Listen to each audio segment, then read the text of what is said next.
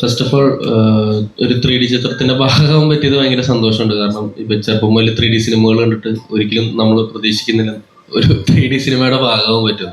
അപ്പൊ അതിൽ ഭയങ്കര സന്തോഷമുണ്ട്. ദിലീഷേട്ടൻ നേരത്തെ ഇന്റർവ്യൂകളിലൊക്കെ പറഞ്ഞ പോലെ ഇതില് 3D എന്നുള്ള പ്ലാൻ പോസ്റ്റ് പ്രൊഡക്ഷനിൽ വന്നതാണ്. അപ്പൊ അത് കുറച്ചും കൂടെ നമ്മള് എന്താ വ്യൂവിങ് എക്സ്പീരിയൻസ് അല്ലെങ്കിൽ ചുമ്മാ ഒരു 3D പടത്തിന് വേണ്ടി 3D ആക്കിയതല്ല. ഈച്ച എന്നുള്ള ഈച്ചയുടെ അനിമേറ്റഡ് പോർഷൻസും അല്ലെങ്കിൽ ഈച്ച എന്നുള്ള ക്യാരക്ടർ കുറച്ചും കൂടെ പ്രേക്ഷകരിട്ട് എത്താനും അതൊന്ന് ഇമേഴ്സീവ് ആവാനുമാണ് നമ്മൾ 3D ആക്കിയത്. അപ്പൊ എനിക്ക് തോന്നുന്നത് അത് കുറച്ചും കൂടെ നമ്മളെ ഹെൽപ്പ് ചെയ്തിട്ടുണ്ട്. അപ്പൊ ആ ഒരു പേടി ഉണ്ടായിരുന്നില്ല.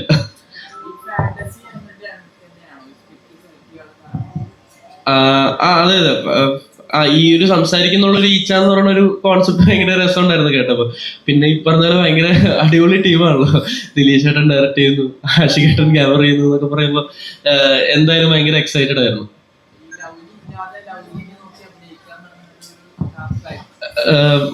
ഒരു എന്താ നമുക്കൊരു ഐഡിയ ഉണ്ടായിരുന്നു ഇങ്ങനെ ഇവിടെ ഇങ്ങനെയൊക്കെ പോവും ഈച്ച. പിന്നെ ഉണ്ണിച്ചേച്ചി എനിക്കെപ്പോഴും വോയിസ് ഉണ്ടായിരുന്നു. എനിക്കിപ്പോ ഇല്ലെങ്കിലും എനിക്ക് ചേച്ചി വോയിസ് തരുന്നതുകൊണ്ട് എനിക്ക് ഭയങ്കര ഹെൽപ്ഫുൾ ആയിരുന്നു. ആസ് എ ടീം നമ്മളത് ഫിഗർ ഔട്ട് ചെയ്തു. നമുക്ക് ആ ബുദ്ധിമുട്ടായിരുന്നു ഈ ഒരു മാർക്കോ അല്ലെങ്കിൽ ഒന്നും ഇല്ലാണ്ട് ഈച്ച പിന്നെ ഒരു സ്ഥലത്ത് നിൽക്കില്ല, ഇതിങ്ങനെ മാറിക്കൊണ്ടേയിരിക്കും. പടം കണ്ട് മനസ്സിലാക്കണം. അപ്പൊ അത് കുറച്ച് ട്രിക്കി ആയിരുന്നു. പക്ഷെ ആസ് എ ടീം എല്ലാവരും ഉണ്ടായിരുന്നു ഹെൽപ്പ് ചെയ്യാൻ. അപ്പൊ അത് ഒരു ബുദ്ധിമുട്ടായിട്ട് തോന്നിയില്ല, ഭയങ്കര എക്സൈറ്റിംഗ് ആയിരുന്നു ആ പ്രോസസ്സ്.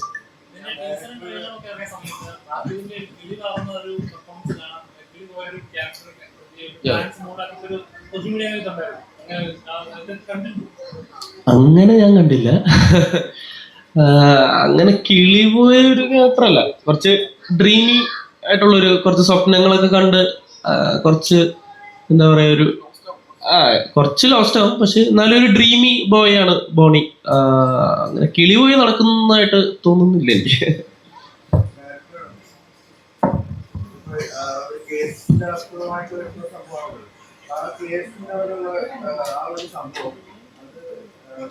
അതല്ലാതെ മറ്റൊരു കേസാണെങ്കിൽ അത് കുറച്ച് കുട്ടികൾക്ക് കുറച്ച് കണക്റ്റ് ആവും എന്ന് എനിക്ക് തോന്നുന്നു. അതെന്തുകൊണ്ടാണ് ഈ ഒരു കാര്യം തന്നെ എടുക്കാൻ കാരണം? ഇതിന് ഒരു ഇപ്പം നമ്മൾ പറയുന്ന എന്തെങ്കിലും ഒരു മറ്റൊരു കേസാണെന്നുണ്ടെങ്കിൽ ഇതിൻ്റെ ഒരു സോഷ്യൽ റിലവൻസിനെ കുറിച്ച് നമുക്ക് പറയാൻ പറ്റില്ല. അതിൻ്റെ ഒരു സബ് ടെസ്റ്റ് തന്നെയാണല്ലോ. അപ്പം ആ സബ് ടെസ്റ്റിലേക്ക് പോകുമ്പം ഇത്തരം വിഷയങ്ങളിൽ മാത്രം ഇതൊരു വളരെ ചെറിയ കുട്ടികൾക്ക് വേണ്ടി ഡിസൈൻ ചെയ്തൊരു പടമല്ല. ഇതൊരു 13+ വരുന്ന കുട്ടികൾക്ക് വേണ്ടിയിട്ടുള്ള അല്ലെങ്കിൽ ആളുകൾക്ക് വേണ്ടിയിട്ടുള്ള ഒരു പടമാണ്. അല്ലാതെ ഇതൊരു നമ്മളൊരു പൂർണ്ണമായും കുട്ടികളുടെ ചിത്രമെന്ന അവകാശവാദമില്ല. അപ്പം ഇത്തരത്തിലുള്ള കണ്ടന്റുകളും കാര്യങ്ങളും പറയുന്നത് സമൂഹത്തിന് അതിൻ്റേതായിട്ടുള്ളൊരു റിഫ്ലക്ഷൻ ഉണ്ടാക്കാൻ സാധിക്കും. ഇപ്പം ഇതിന് പകരം നമുക്ക് മറ്റെന്തെങ്കിലും ഒരു എലമെന്റ് വെച്ചൊരു കേസിലകത്ത് പോയി എന്ന് വേണേൽ പറയാം. പക്ഷേ അതിൻ്റെ മറ്റുള്ള സബ് പ്ലോട്ടുകൾക്ക് കുറച്ചും കൂടെ ഹെൽപ്ഫുൾ ആയാൽ മാത്രമേ ഇത്തരത്തിലുള്ള സാധനത്തിലേക്ക് വരൂ. നമ്മളിതിനെ ഒരു ആനിമേറ്റഡ് ക്യാരക്ടറിനെ ആളുകൾ വിചാരിക്കുന്നത് ഇതൊരു കുട്ടികൾക്ക് വേണ്ടി മാത്രമുള്ള ഒരു ഏരിയ ആണെന്നൊരു ധാരണ ഒരു പൊതുധാരണയുണ്ട്.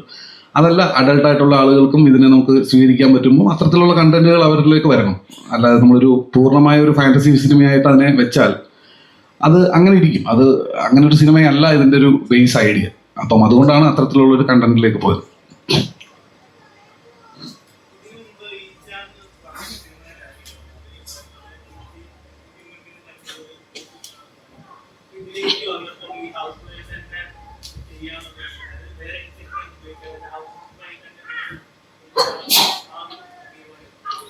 ആക്ച്വലി ഇത് എൻ്റെ ഒരു ഫ്രണ്ട് പറഞ്ഞിട്ടുള്ളൊരു ഷോർട്ട് ഐഡിയയാണ്, ഒരു ഷോർട്ട് ഫിലിം ഐഡിയ.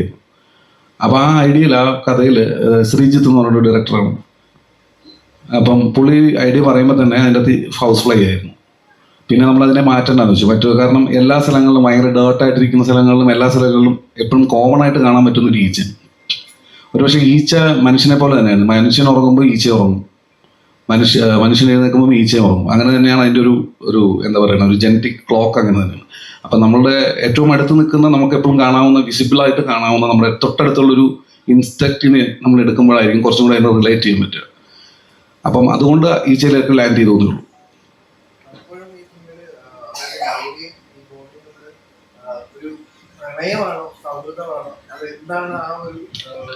സൗഹൃദമാണ്.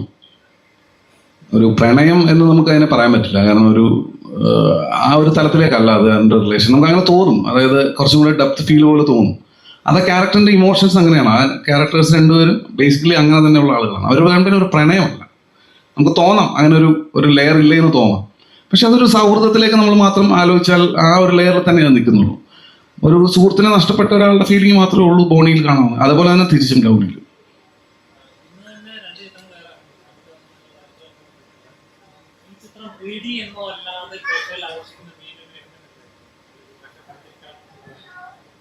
കണ്ടിരിക്കണമെന്ന് പറഞ്ഞാൽ നമ്മൾ സാധാരണ കാണുന്ന കഥകളിൽ ഒരു boy meet a girl, girl meet a boy തുടങ്ങിയ കഥകളാണ് കാണുന്നത്. ഇതൊരു ബോയ് മീറ്റ് എ ഫ്ലൈ എന്ന് പറയുന്നതിൽ പുതിയൊരു എലമെന്റ് ഉണ്ട്. അപ്പം അതെന്തായാലും ഒരു പുതിയതായിരിക്കും എന്ന് തോന്നുന്നു.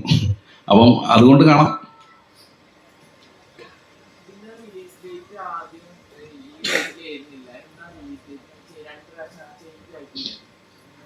നമ്മുടെ ഈ 3D ഒരുപാട് ടെസ്റ്റുകൾ ഉണ്ടായിരുന്നു. നമുക്ക് യൂസറിങ് ടെസ്റ്റുകളുണ്ട്, അങ്ങനെ പല പല ടെസ്റ്റുകളുണ്ട്. അപ്പോൾ അത് ഇടയ്ക്കിടയ്ക്ക് വരുമ്പോൾ അത് ക്ലിയർ ആവില്ല. അപ്പം നമ്മുടെ വർക്ക് ഫിനിഷ് അയച്ചിട്ട് ഇറക്കാമെന്ന് വിചാരിച്ചിട്ടാണ് അത് മാറ്റിക്കൊണ്ടിരുന്നത്. നമ്മൾ ഉദ്ദേശിക്കുന്ന സമയത്തേക്ക് തീരുന്നില്ലായിരുന്നു ആദ്യമായിട്ടാണ്. പിന്നെ ഫൈനലി നമുക്ക് ഏകദേശം ഒരു സമയം വന്നത് ഇപ്പോഴാണ്. പിന്നെ ഒരു തിയേറ്റേഴ്സും നമ്മുടെ ഒരു ഡേറ്റ് ഒക്കെ ഒരു വെക്കേഷൻ ടൈമൊക്കെ എടുക്കാമെന്ന് വിചാരിച്ചു. അതൻ നമ്മളൊരു 16th ലാൻഡ് ചെയ്തു.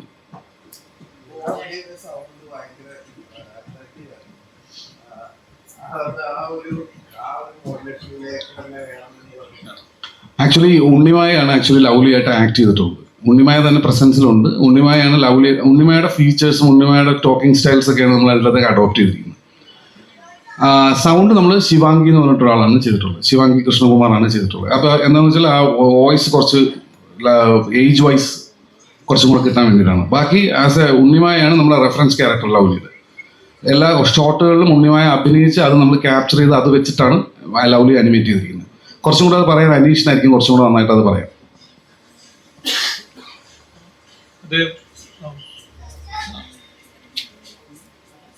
ആക്ടിങ് സത്യം പറഞ്ഞ എല്ലാ ഷോട്ടുകൾക്കും ആക്ടിങ് ഒരു സെഷൻ തന്നെ ഉണ്ടായിരുന്നു. അങ്ങനെ ആക്ട് ചെയ്ത ശേഷം അതിനെ റെഫറൻസ് ആക്കി വെച്ചിട്ടായിരുന്നു നമ്മൾ ഇതിന്റെ ക്യാരക്ടറിനെ അനിമേറ്റ് ചെയ്യുന്നത്.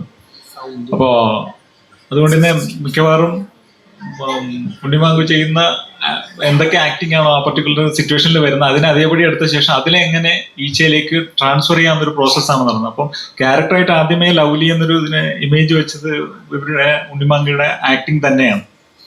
അപ്പോൾ ഇതാണ് ആക്ച്വൽ ലവ്ലി. നമ്മളതിനെ 3D കാണുമ്പം അങ്ങനെയാവുന്നു എന്നുള്ളതേ ഉള്ളൂ. അതാണ് അങ്ങനെ ഒരു വർക്കായിരുന്നു അതിൻ്റെ ഇടയിൽ ഉണ്ടായിരുന്നു.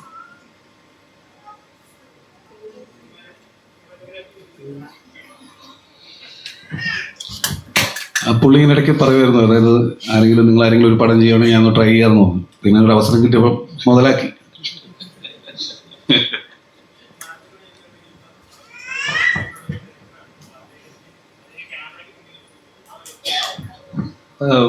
ഭയങ്കര പുതിയ എക്സ്പീരിയൻസ് ആയിരുന്നു. കാരണം ഇപ്പൊ ആശികേട്ടൻ എന്നുള്ള ഡയറക്ടറിനൊപ്പം വർക്ക് ചെയ്യണമെന്ന് എല്ലാ ആർട്ടിസ്റ്റുകൾക്കുള്ള ഒരു ആഗ്രഹമാണ്. അപ്പൊ ഞാൻ നോക്കിയപ്പോ പെട്ടെന്ന് ക്യാമറമാനായിട്ട് ആശികേട്ടൻ വന്നു. അപ്പൊ അതെനിക്ക് ഭയങ്കര ഇൻട്രസ്റ്റിംഗ് ആയിരുന്നു. ആ ഒരു പിന്നെ ഇവരുടെ ഡൈനാമിക്സ് കാണാനും എനിക്ക് ഭയങ്കര ഇൻട്രസ്റ്റിംഗ് ആയിരുന്നു. കാരണം ഇവര് വർക്ക് ചെയ്തിട്ടുള്ള ഒരു ഡയറക്ടർ റൈറ്റർ എന്നൊക്കെ ഉള്ള രീതിയിൽ നിന്ന് മാറി ഇപ്പൊ ദിലീഷ് ചേട്ടൻ ഡയറക്ടർ റൈറ്ററും ആശികേട്ടൻ ക്യാമറയും ചെയ്യുമ്പോൾ അവരുടെ ഒരു കെമിസ്ട്രി ഭയങ്കര രസമായിരുന്നു. പിന്നെ ആഷിഖേട്ടൻ പ്യുവർലി ആസ് എ സിനിമാറ്റോഗ്രാഫർ ആണ് ഇതിൽ വർക്ക് ചെയ്തേക്കുന്നത്. കാരണം ഇപ്പൊ ആഷിഖേട്ടൻ ഒരു ഡയറക്ടറാണ്. ആഷിഖേട്ടൻ വേണമെങ്കിൽ നമുക്ക് സജഷൻസ് തരാം, അല്ലെങ്കിൽ as A director also involve ആവാം. പക്ഷെ ആഷിഖേട്ടൻ പ്യുവർലി ആസ് എ സിനിമാറ്റോഗ്രാഫറാണ്. എപ്പോഴും ക്യാമറയുടെ ബാക്കിലിരുന്ന് അല്ലെങ്കിൽ അതിന്റെ റിലേറ്റഡ് ആയിട്ടുള്ള കാര്യങ്ങൾ ചെയ്ത് ആണ് ഇൻവോൾവ് ആയിരിക്കണം. അപ്പൊ അത് ഭയങ്കര രസമായിരുന്നു. ഭയങ്കര അടിപൊളിയായിരുന്നു ആഷിഖേട്ടൻ്റെ ഒപ്പം. അതായത് പല സിനിമകളിലും ഇതിനു മുമ്പുണ്ടായിരുന്ന പല സിനിമകളിലും പുള്ളി ഒരു ക്യാമറമാനിലേക്കുള്ള ഒരു ഡ്രൈവ് ഉണ്ടെന്ന് പലപ്പോഴും നമുക്കൊക്കെ തോന്നിയിട്ടുണ്ട്. അപ്പോൾ എന്തായാലും ഇതിൽ വന്നപ്പം അങ്ങനെ ആദ്യമായിട്ടൊരു ക്യാമറ ചെയ്തു. പിന്നെ റൈഫിൾ ക്ലബ്ബിൽ പുള്ളി രണ്ടാമതൊരു സിനിമയായിട്ടും അതിലും ക്യാമറ ചെയ്തിട്ടുണ്ട്. പിന്നെ പുള്ളി ഒരു ക്യാമറമാനായി മുന്നോട്ട് പോകുമെന്നുള്ളത് നമുക്ക് കണ്ടറിയാം. അതെ അതെ അതെ അതെ അതെ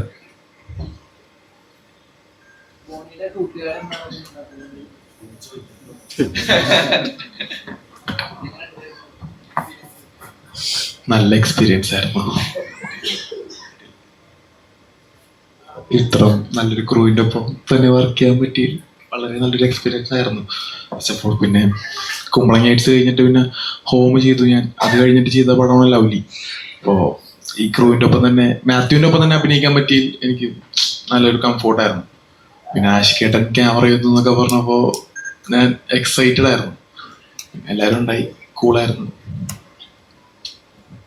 അപ്പം ഞാനും സെയിം. എനിക്ക് പെട്ടെന്ന് ഓർമ്മ വരുന്നൊരു കഥ എന്ന് പറഞ്ഞാൽ, ഞാൻ സെറ്റിൽ ഇങ്ങനെ എൻ്റെ റോളിനെ കുറിച്ച് കൂടുതൽ ചോദിച്ച് മനസ്സിലാക്കിയായിരുന്നു. അതായത് ഷൂട്ട് കഴിയാറായി, ഏറ്റവും ലാസ്റ്റത്തെ ഘട്ടം. അപ്പോൾ ഞാൻ ദിലീഷ് ചേട്ടനോട് ഇങ്ങനെ ഒരു കാറിൽ പോണ വഴി, ചേട്ടാ എൻ്റെ കുടുംബ പശ്ചാത്തലമൊക്കെ എങ്ങനെയാണ് എന്നൊക്കെ ചോദിച്ച് കുറെ അനാവശ്യ ചോദ്യം ചോദിക്കായിരുന്നു. അപ്പം ദിലീഷ് ചേട്ടൻ പറഞ്ഞ്, നിനക്ക് ആകെ 2 സീനുകൾ അഭിനയിച്ചിട്ട് പെട്ടെന്ന് പോടാ നീ വെറുതെ ചോദ്യം ചോദിക്കും. അപ്പം ഭയങ്കര എൻജോയ് ചെയ്തൊരു ഷൂട്ടാണ്. അപ്പം ഭയങ്കര ഭാഗ്യം എന്ന് വെച്ചാൽ ഞാനിപ്പോൾ അഭിനയിച്ച പടക്കളം എന്ന് പറഞ്ഞിട്ടൊരു സിനിമയും തിയേറ്ററുകളിലുണ്ട്. അപ്പം അതേ സമയത്തൊരു മറ്റൊരു സിനിമയും കൂടെ വരിക എന്ന് പറഞ്ഞാൽ ഭയങ്കര എക്സൈറ്റിംഗ് ആണ് ആസ് എൻ ആക്ടർ. അപ്പം പ്രത്യേകിച്ച് ഒരു 3D സിനിമ എന്നൊക്കെ പറയുമ്പോൾ നമുക്കിനി ഭാവിയിലേക്കൊക്കെ പറയാമല്ലോ, നമ്മളൊരു 3D പടത്തിൽ അഭിനയിച്ചിട്ടുണ്ട് എന്ന്. അത്രയും ഭയങ്കര സന്തോഷം തോന്നുന്നു ഒരു ടെക്നിക്കലി ഇത്ര അഡ്വാൻസ്ഡ് ആയിട്ടൊരു പടത്തിന്റെ ഭാഗമാവുകയും. ബാക്കി നിങ്ങൾ പറയുന്നതാണ് ഞാൻ കേൾക്കാൻ ആഗ്രഹിക്കുന്നത്. എങ്ങനെ ഉണ്ടായിരുന്നു പടം, അല്ലെങ്കിൽ നിങ്ങൾക്ക് എങ്ങനെ വിഷ്വല് എങ്ങനെ തോന്നി, 3D എഫക്ട്സും സാധനങ്ങളും എങ്ങനെ തോന്നി എന്നറിയാനും നമുക്കും ഭയങ്കര എക്സൈറ്റ്മെന്റ് ഉണ്ട്. സോ അതാണ്. ഡയറക്ടർ സാർ, ഈ ലവ്ലിയുടെ ശബ്ദം ശിവാംഗിയിലേക്ക് എത്തുമ്പോഴേ, ശിവാംഗിക്ക് ഒരു ഫാമിലി ഓഡിയൻസിനിടയിൽ ഒരു ഫാൻ ബേസ് ഉണ്ടല്ലോ. നമ്മുടെ കുടുംബത്തിലെ ഒരാളെന്നുള്ള നിലയ്ക്ക് ഭയങ്കര ഒരു ഫാൻ ബേസ് ഉണ്ട്. പുള്ളിക്കാരുടെ ഇന്റർവ്യൂ ഒക്കെ ആ രീതിയിൽ വൈറലാണല്ലോ. അപ്പോൾ ആളുടെ സാന്നിധ്യം ഈ പ്രൊജക്ടിനെ എത്രത്തോളം സഹായിച്ചു? ശിവാംഗി ആക്ച്വലി ഇതിൻ്റെ ഒരു ലാസ്റ്റ് സ്റ്റേജിലാണ് എത്തുന്നത്. നമ്മൾ തമിഴ് ചെയ്തിരുന്നു, തമിഴ് ഡബ് ചെയ്തിരുന്നു. ആ ഡബ് ചെയ്ത് ശിവാംഗിയായിരുന്നു.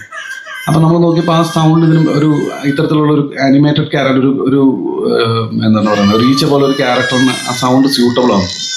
അപ്പോൾ നമ്മൾ മലയാളം ട്രൈ ചെയ്തപ്പം നന്നായി വർക്കാവുന്നുണ്ട്. അപ്പം അങ്ങനെ ശിവാംഗി ഇതിനകത്തേക്ക് ഇന്നായതാണ്. ശിവാംഗി വളരെ ഭയങ്കര എനർജറ്റിക് ആയിട്ടുള്ള ഒരാളാണ്, വളരെ സ്മാർട്ടുമാണ്. അപ്പോൾ എന്തായാലും ശിവാംഗി വന്നതിൽ നമുക്ക് ഭയങ്കര അഡ്വാൻറ്റേജ് ഉണ്ട്. ഇപ്പൊ ഈ ട്രെയിലറിന്റെ കമന്റ് സെക്ഷനിൽ നോക്കിയാലും ശിവാംഗി ഫാൻസ് ഭയങ്കരമായിട്ട് കമന്റ് ഇടുന്നതൊക്കെ ശ്രദ്ധിച്ചിട്ടുണ്ട്. അതെ. അപ്പം ശിവാംഗി വളരെ അത്ര എന്താ പറയുക വൈറലായിട്ടുള്ള ഒരാളാണ്. തമിഴില് റിലീസ് ഉണ്ടോ? ഉണ്ട്. അടുത്ത ആഴ്ച ആയിരിക്കുള്ളൂ.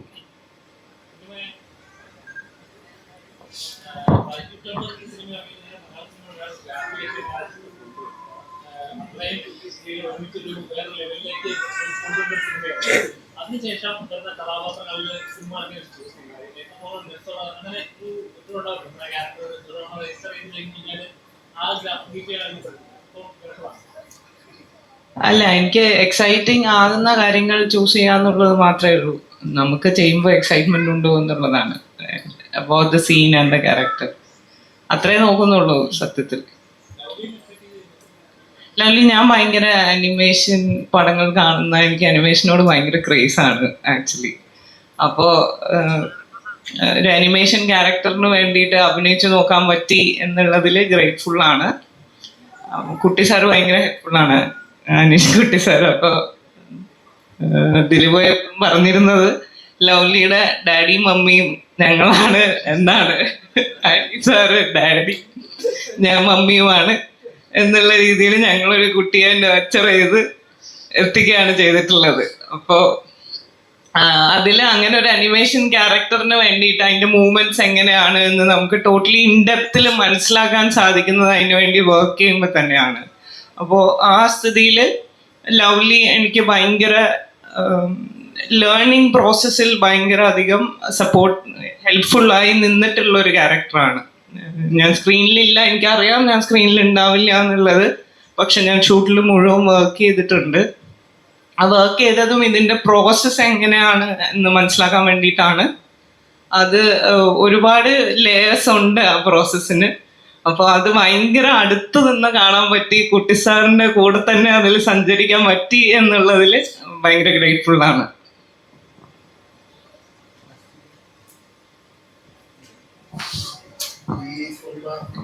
ഈ സിനിമയിലൂടെ പറഞ്ഞു വെക്കുന്ന ഒരു സദാചാര പോലത്തെ അത് ആ ഒരു കണ്ടന്റ് എടുക്കുമ്പോൾ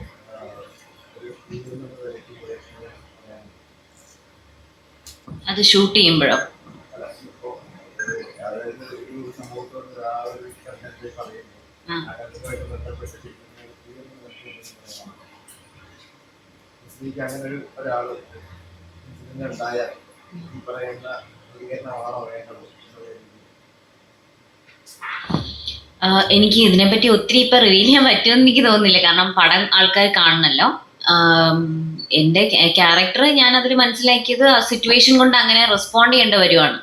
അതും ആ ക്യാരക്ടറും ചിലപ്പോൾ അത് ശരിയാണ് എന്ന് തോന്നില്ലായിരിക്കും, പക്ഷെ വേറെ വഴിയില്ല. അവർക്ക് അവരുടെ സർവൈവലാണ് ഇമ്പോർട്ടൻറ്റ്. അപ്പം അതിനൊരു ഡിസിഷൻ എടുക്കുന്നു എന്നുള്ള രീതിയിലാണ് ഞാൻ മനസ്സിലാക്കിയത്. പിന്നെ നമ്മുടെ സൊസൈറ്റി ഒരു സ്റ്റേജിൽ എത്തണം ഇതിനോടൊക്കെ കംഫർട്ടബിൾ ആവുന്നത്. നമ്മളിപ്പോൾ ഇങ്ങനത്തെ ചില വാക്കുകൾ സീക്രട്ട് ആയിട്ടല്ലേ പറയത്തുള്ളൂ, നമ്മൾ ഉറക്കെ പറയില്ലല്ലോ ഇപ്പോഴും. അപ്പം അതൊക്കെ മാറേണ്ട സമയമായി എന്ന് എനിക്ക് തോന്നുന്നുണ്ട്.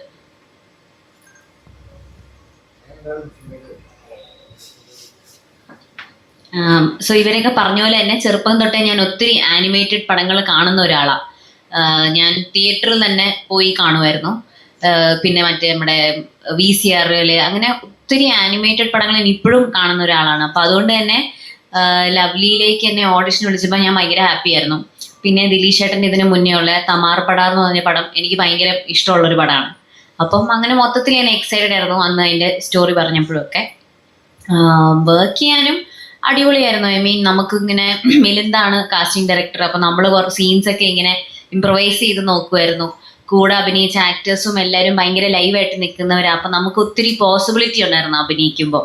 അങ്ങനെ പിന്നെ ആഷിക്കേട്ടനുണ്ട്, മാത്യു ഉണ്ട്, ടീമുണ്ട്, പിന്നെ നമ്മുടെ ജെൻസി ബോയ്സ് ഉണ്ട്. അപ്പം എല്ലാവരും ഭയങ്കര അടിപൊളിയായിരുന്നു. നല്ല സൂപ്പർ എക്സ്പീരിയൻസ് ആയിരുന്നു.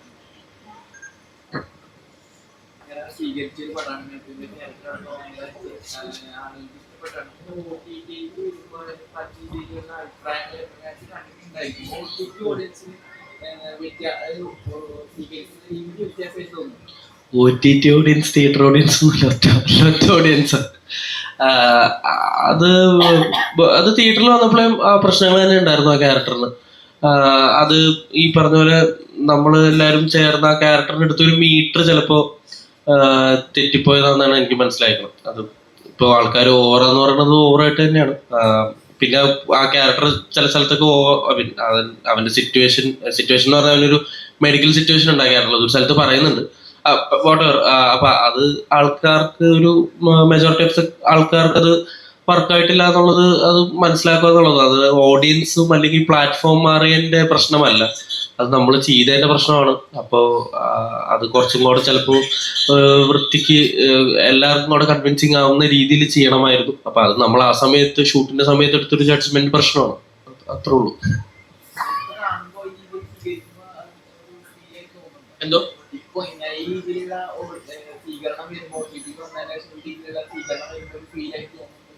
ഇല്ല, അത് അല്ല, ഡെഫിനറ്റ്ലി നമ്മൾ ചെയ്തൊരു സാധനത്തിന്റെ പ്രശ്നങ്ങൾ പറയുമ്പോൾ നമുക്ക് വിഷമം വരും. പക്ഷെ അത് മനസ്സിലാക്കി നമ്മളത് എന്തുകൊണ്ടാണത് അവർ പറയുന്നതെന്ന് മനസ്സിലാക്കി ഇമ്പ്രൂവ് ചെയ്യാൻ നോക്കുക, അല്ലെങ്കിൽ അത് കറക്റ്റ് ചെയ്യാൻ നോക്കുക എന്നുള്ളതാണ് നമുക്ക് ചെയ്യാൻ പറ്റുന്നത്. സാറേ, ലവ്ലി ഒരു സെക്കൻഡ് പാർട്ട് പ്രതീക്ഷിക്കാമോ? ഇത് സക്സസ് ആണെങ്കിൽ നമുക്കൊരു സെക്കൻഡ് പാർട്ടിലോട്ട് പോവാം.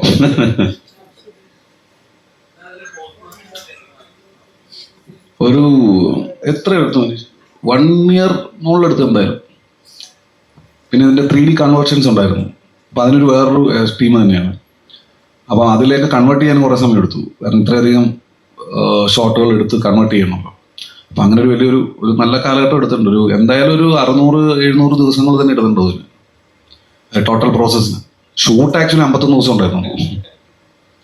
ബാക്കി ഇതിൻ്റെ പോസ്റ്റ് പ്രൊഡക്ഷൻ പ്രോസസ്സായിരുന്നു വലുത്. ബഡ്ജറ്റ് എന്താണ് നമ്മുടെ പ്രൊഡ്യൂസർ പുള്ളി പറയും. ബഡ്ജറ്റ് വിചാരിച്ച അത്രയൊന്നും വന്നിട്ടില്ല. അത് ആക്ച്വലി ഡയറക്ടറിൻ്റെയും അനീഷിൻ്റെയും ഒക്കെ എന്താ പറയണ്ടേ, അവരുടെ കഴിവാണ്. പറഞ്ഞ ബഡ്ജറ്റിനേക്കാളും മുകളിലൊന്നും പോയിട്ടില്ല. പിന്നെ 3D മാത്രമാണ് നമ്മൾ വിചാരിക്കാതെ വന്നത്. കാരണം മാത്യു പറഞ്ഞ പോലെ ഇതൊക്കെ ലേറ്റർ വന്നൊരു മോഡിഫിക്കേഷൻസ് ആണ്. ബജറ്റ് എന്തായാലും കുഴപ്പമില്ല, വേർത്താണെന്ന് എനിക്ക് തോന്നിയത്. അത് ഞാൻ ആദ്യമേ പറഞ്ഞത്. ആക്ച്വലി ഇതിനകത്ത് എന്ത് തന്നെ വന്നാലും അത് ഇവരുടെ വർക്കിനുള്ള വേർത്തായിട്ടുള്ള എഫക്റ്റ് അതിനകത്ത് കാണുന്നുണ്ട്. അത് ഓഡിയൻസിന് ഇഷ്ടപ്പെടുന്നുണ്ടെന്നാണ് ഞാൻ മനസ്സിലാക്കുന്നത്.